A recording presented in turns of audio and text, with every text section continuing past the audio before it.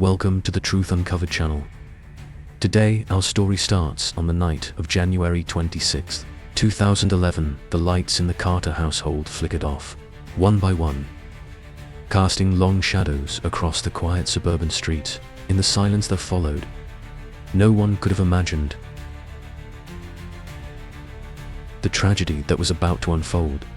The neighborhood had always been a peaceful place, where everyone knew everyone, and secrets were hard to keep. But as the winter wind howled outside, a dark secret was about to be exposed. A secret that would shatter the illusion of tranquility and leave a trail of blood in its wake. The story unfolds in Brooklyn, New York. In a neighborhood where the houses stand close together and the lawns are perfectly manicured. It's the kind of place where people wave as they pass each other, where every driveway has a shiny car, and every family seems perfect from the outside. Laura Morgan was the picture of perfection. At 38, she had it all: a beautiful home, a handsome husband, and two children who excelled in everything they did. She was the kind of woman other women envied. Always put together, always smiling. Her husband, Richard Morgan, was a successful corporate lawyer who worked long hours, often traveling for work. Laura, left alone to manage the household, had grown accustomed to his absences. She filled her days with charity work, yoga classes, and coffee dates with the other neighborhood wives. But beneath the surface, Laura was lonely. The long hours spent alone in a house that was too big, too quiet, began to weigh on her. She missed the passion, the excitement that had once filled her life. Richard had become distant, more focused on his career than on their marriage. He provided everything she could ever want, except for the one thing she craved most: affection. It was during one of Richard's many business trips that Laura first noticed Emily Carter, the vibrant and outgoing daughter of their next-door neighbors. Emily had just returned home from college for the summer, and she brought with her an energy that Laura found intoxicating. Emily was everything Laura used to be: young, carefree, full of life. As they spent more time together, Laura began to feel something she hadn't felt in years: desire. Emily was 22, with her whole life ahead of her. She was studying art at a college upstate and had returned home for the summer to figure out her next steps. Emily had always been close to her parents, James and Anna Carter, who had lived next to the Morgans for as long as she could remember. The Morgans had always been kind to her, and she admired them, especially Laura, who seemed to have everything figured out. At first, Emily saw Laura as a mentor, someone she could confide in about her future, her dreams and her worries. But as they spent more time together, Emily began to see Laura differently. There was something about the way Laura looked at her, a hunger in her eyes that both excited and scared Emily. And then one evening it happened. What started as an innocent friendship crossed a line that could never be uncrossed. Richard Morgan had always been a man of ambition. He'd worked his way up the corporate ladder, providing a life of comfort and luxury for his family. But with success came sacrifice. His job demanded more and more of his time, and the long hours took a toll on his marriage. He noticed the changes in Laura, the way she seemed distant, lost in thought, the way she avoided his touch. But he convinced himself it was just a phase, something they would work through. He had no idea how far gone things already were. James and Anna Carter were proud of their daughter. Emily, she had always been the light of their lives, and they were thrilled to have her home for the summer. They trusted her completely and never questioned the time she spent with Laura. After all, Laura was their friend, someone they had known and respected for years. But as the weeks passed, Anna began to notice subtle changes in Emily. She seemed restless, distracted. Anna chalked it up to the pressures of college life, never suspecting the true nature of Emily's relationship with Laura. It was a bright spring day when Laura Morgan first saw Emily Carter again. The neighborhood had come alive with the warmth of the season, and everyone seemed to be outside enjoying the sun. Laura was out for her usual afternoon walk when she noticed Emily. She was sitting on the steps of her parents' house, reading a book. Emily had grown up so much since Laura last saw her. She wasn't the young girl who used to ride her bike around the block anymore. She was a young woman now, confident, beautiful, with a smile that could light up the whole street. Laura waved as she passed by, and Emily looked up, her eyes meeting Laura's. They exchanged a few polite words, talking about how the winter had been and how good it was to see the sun again. But there was something more in their conversation, a connection that sparked between them. Emily invited Laura to join her, and they sat on the steps, talking for what felt like hours. They talked about Emily's time at college, her dreams, her fears, and Laura shared stories of her life, her family, and her struggles. There was an ease between them that surprised Laura. She hadn't felt this kind of connection in a long time. As the days passed, Laura and Emily found more and more reasons to spend time together. They would meet at the neighborhood park, take long walks, or sit in the backyard with a glass of wine. Each meeting brought them closer, and soon the innocent conversations turned into something deeper. There was a tension between them that neither could ignore. Laura felt alive when she was with Emily, a feeling she hadn't experienced in years. Emily, on the other hand, was drawn to Laura's maturity and confidence. Laura had everything Emily admired: grace, wisdom, and an air of mystery. One evening, after a particularly long walk, they found themselves back at Laura's house. The sun had set and the night air was cool. They sat on the porch, the silence between them filled with unspoken words. Emily turned to Laura, and before she could think, she leaned in and kissed her. Laura froze for a moment, her mind racing, but then she kissed Emily back, the thrill of the forbidden washing over her. From that night on, their meetings became secretive, filled with stolen moments and whispered words, but that only made it more exciting. Laura was intoxicated by the thrill of it all, the secrecy, the danger, the passion she had missed for so long.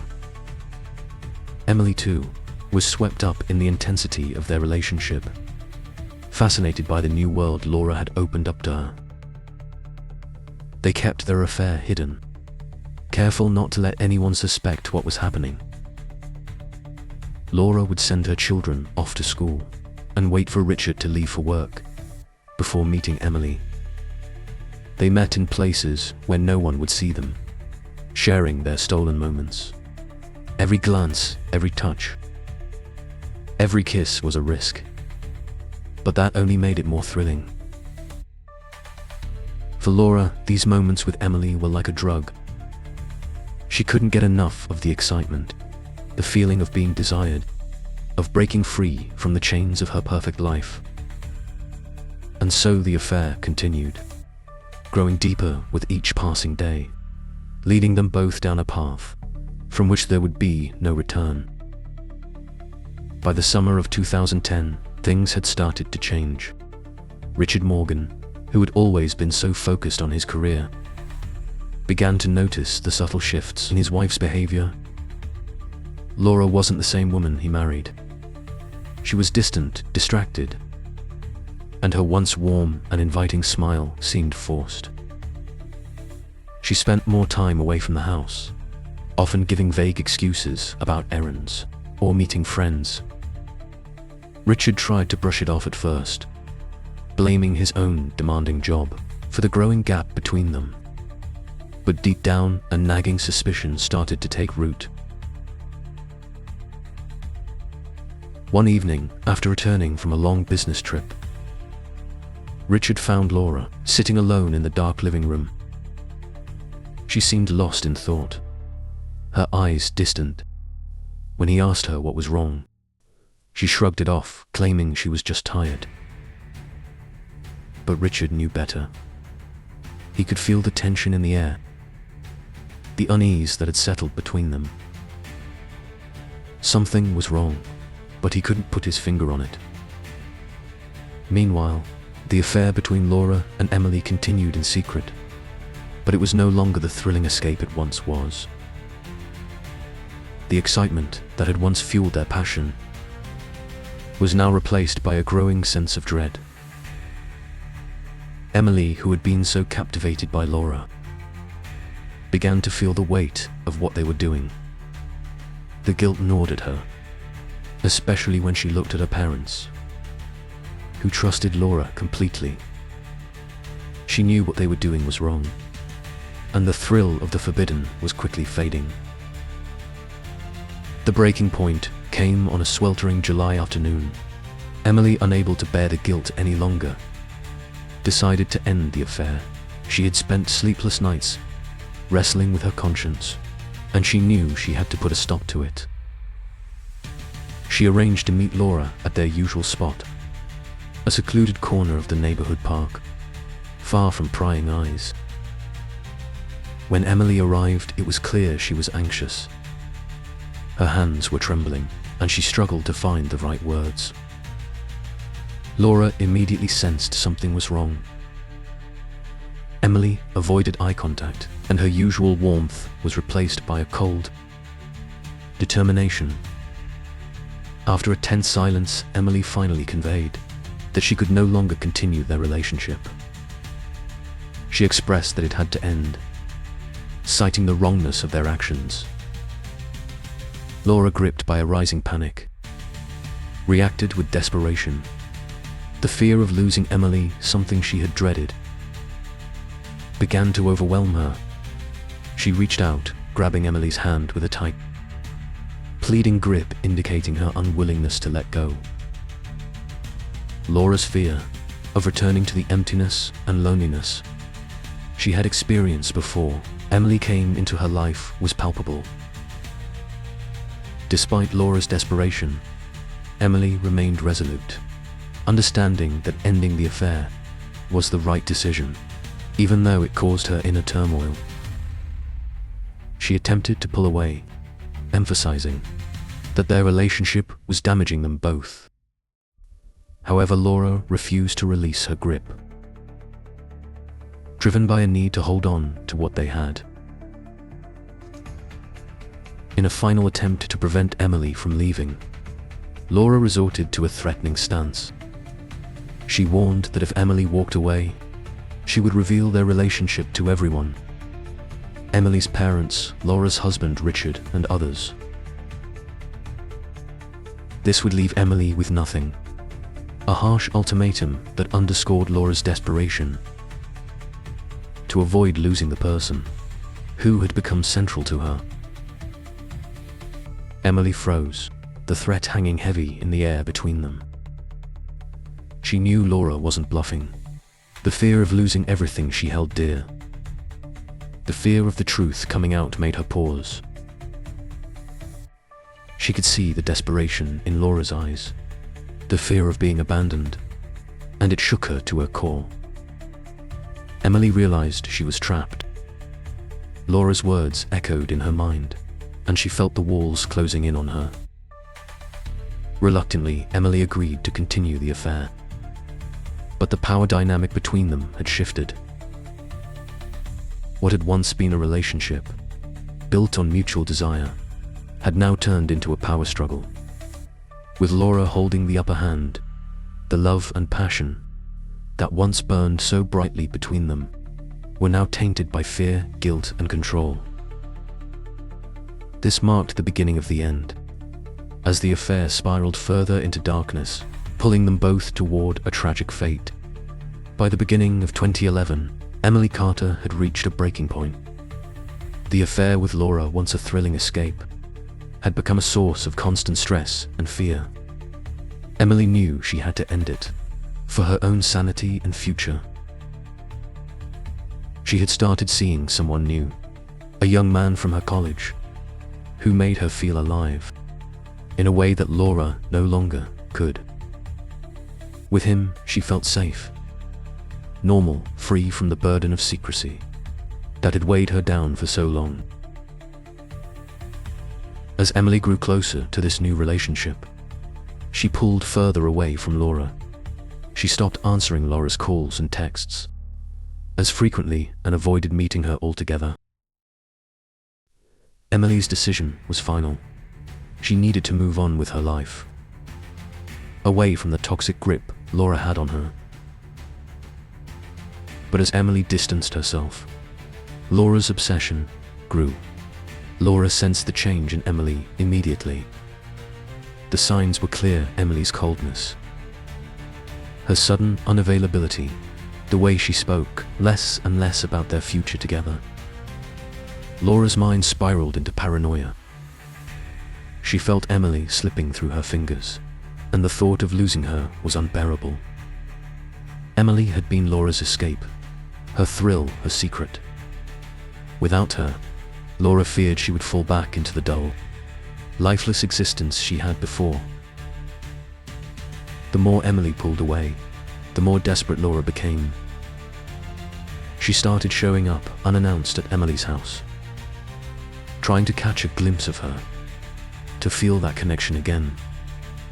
When that didn't work, she would drive by Emily's college, hoping to see her with that new man, to find proof of her betrayal.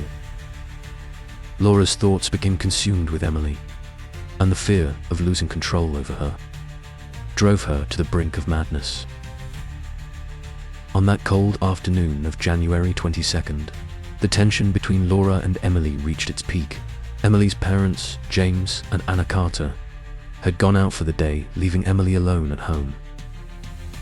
Laura knew this and saw it as her last chance to confront Emily. She could no longer stand the thought of Emily moving on without her, of being replaced by someone else. Laura drove to the Carter's house, her mind racing with what she would say, how she would convince Emily to stay with her. When Laura arrived, the atmosphere was thick with tension. Emily was taken aback by Laura's sudden appearance, and the conversation quickly escalated. Laura, desperate and on edge, demanded answers, trying to understand why Emily was leaving her. Emily, firm in her decision, tried to end things once and for all, making it clear that their affair was over. But Laura couldn't accept it. Her desperation turned into anger, and her anger into rage. The confrontation spiraled out of control. Laura, feeling the full weight of her emotions, couldn't hold back any longer. In a moment of uncontrollable fury, she lunged at Emily. The struggle was brief but intense. Laura, in a blind rage, wrapped her hands around Emily's neck, squeezing with all the strength she had. Emily tried to fight back, but Laura's grip was too strong, too determined. Within moments, Emily's body went limp, and the life drained from her eyes. As the reality of what she had done began to sink in, Laura was overcome with shock. She stood there, trembling, staring at Emily's lifeless body, unable to comprehend the horror of her actions. Panic set in quickly. Laura knew she had to cover her tracks, to make it look like anything other than what it really was: a cold-blooded murder. She hastily wiped away any trace of her presence, ransacking the house to make it look like a robbery gone wrong. She took a few valuables and fled the scene, leaving Emily's body behind, hoping it would be enough to throw off the authorities. The next day, the quiet neighborhood was shattered by the sound of Anna Carter's screams. She had returned home to find her daughter's body, cold and lifeless, lying on the living room floor. The scene was chaotic: furniture overturned, drawers emptied, and broken glass scattered across the room. But none of that registered with Anna. All she could see was Emily, her precious daughter, lying there unmoving. Anna immediately called the police, her voice shaking with hysteria. The first officers on the scene quickly realized they were dealing with more than just a simple robbery. The brutality of the scene, the clear signs of a struggle, pointed to something far more sinister.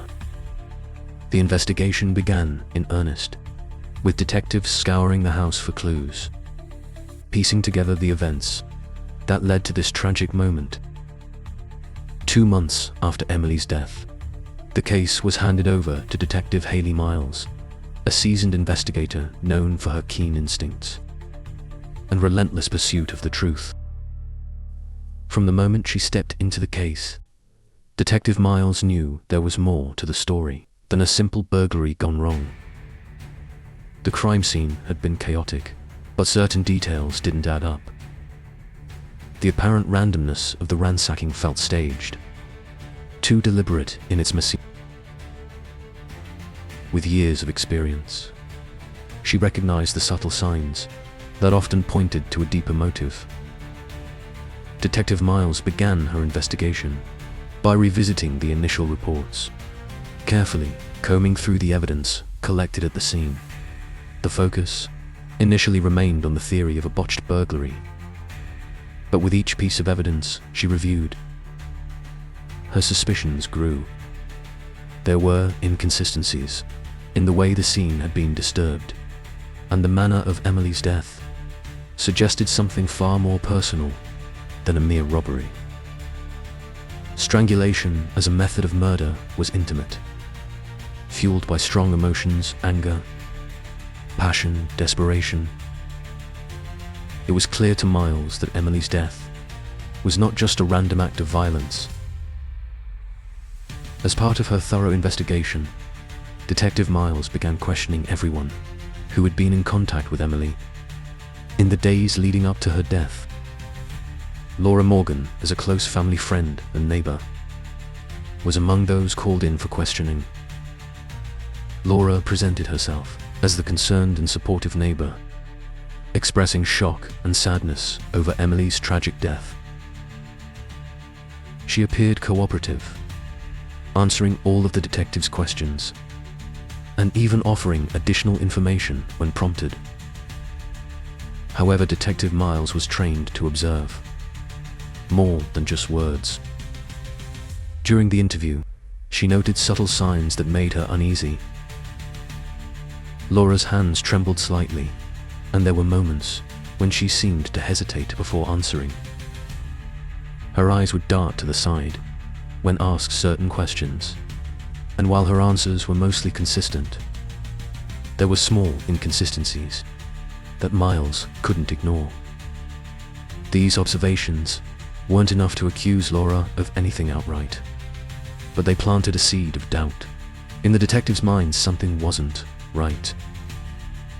Continuing her investigation, Detective Miles requested access to Emily's phone records, hoping they might shed light on her final days. When the records arrived, they revealed something unexpected: a significant number of calls and text messages between Emily and Laura in the months leading up to her death.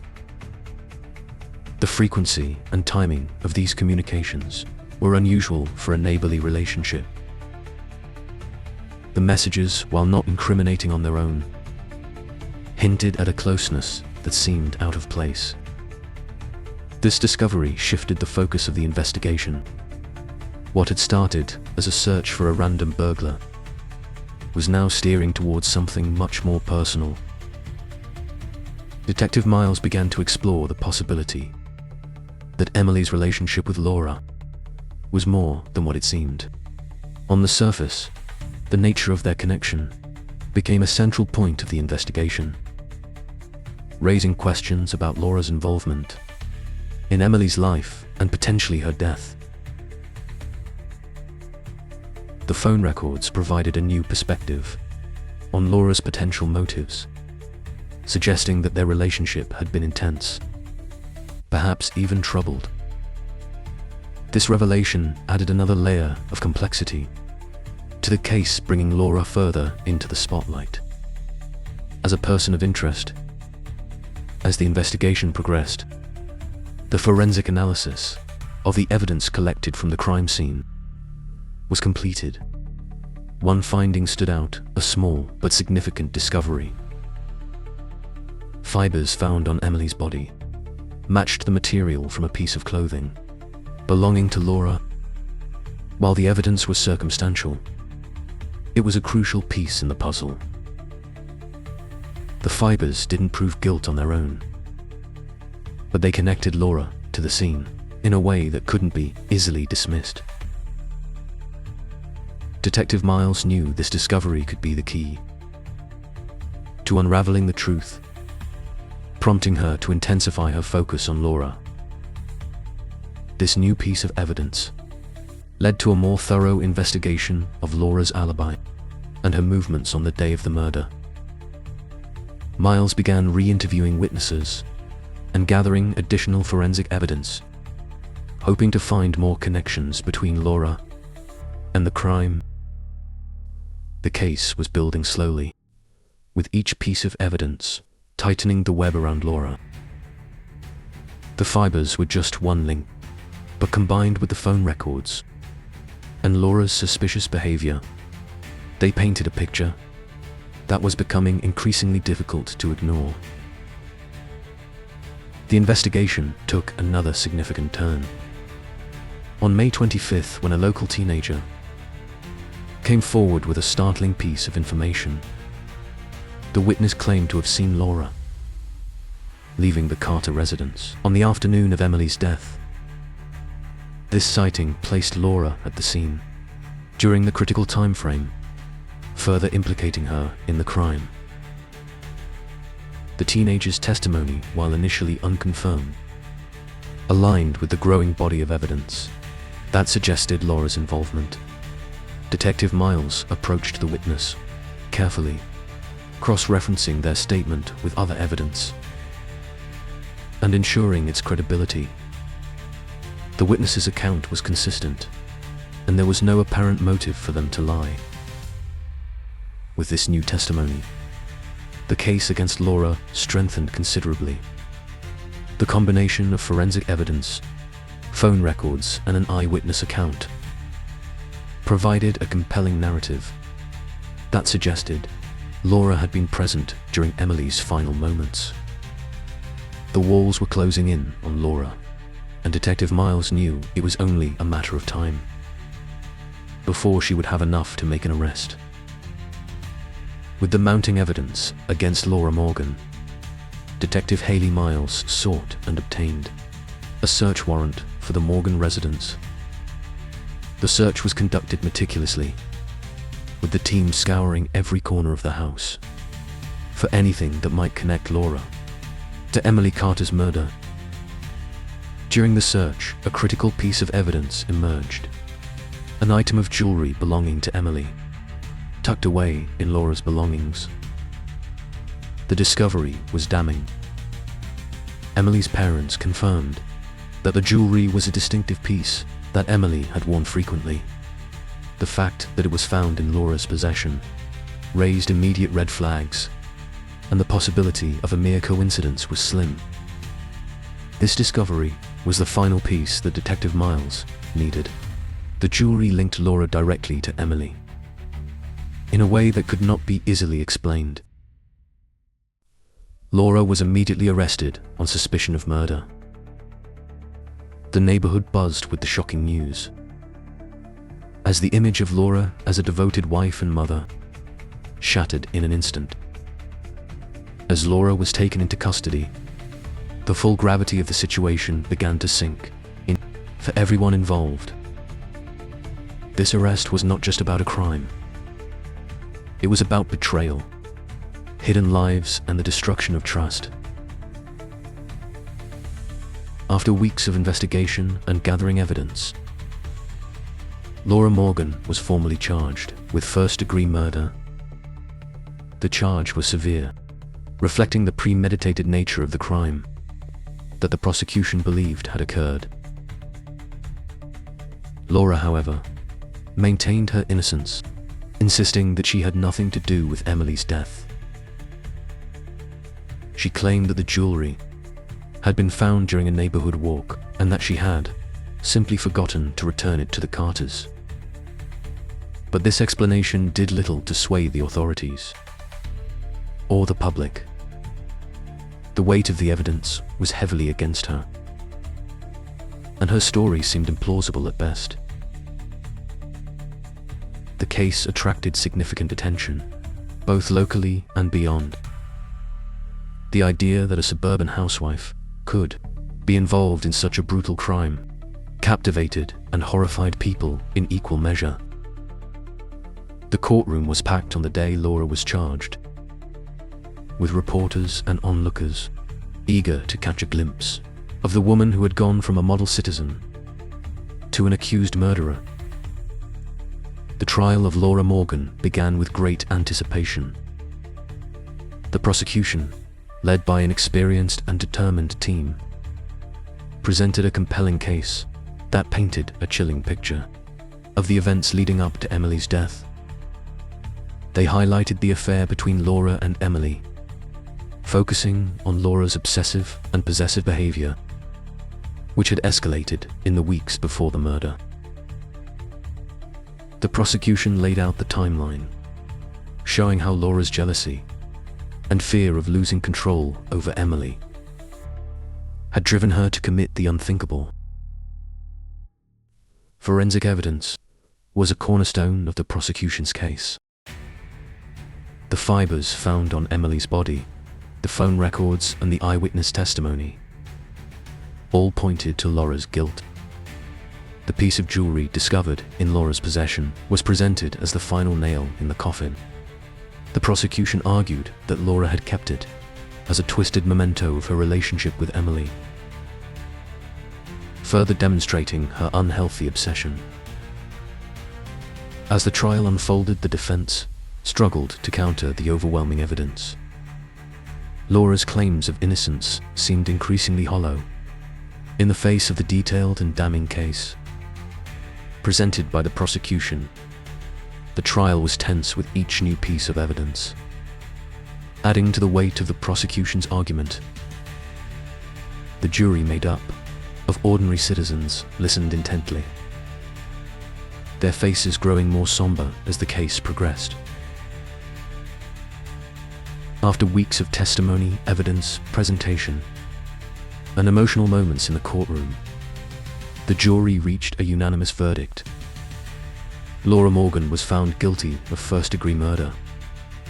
The verdict was delivered with an air of finality as the weight of the decision settled over the courtroom.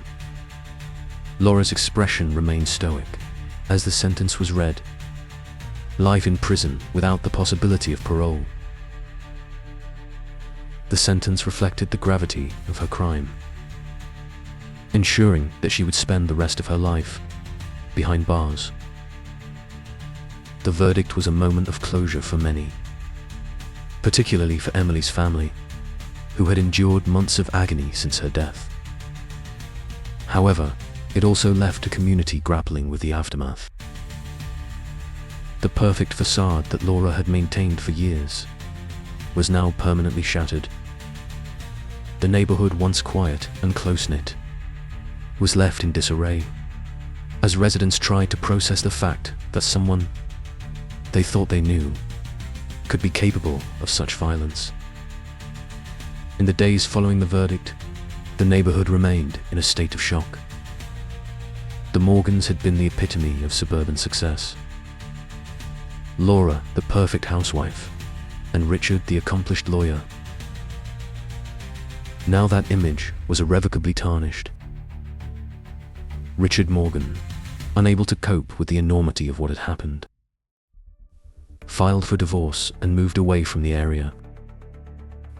The strain of the trial, the public scrutiny, and the betrayal by the woman he thought he knew were too much for him to bear.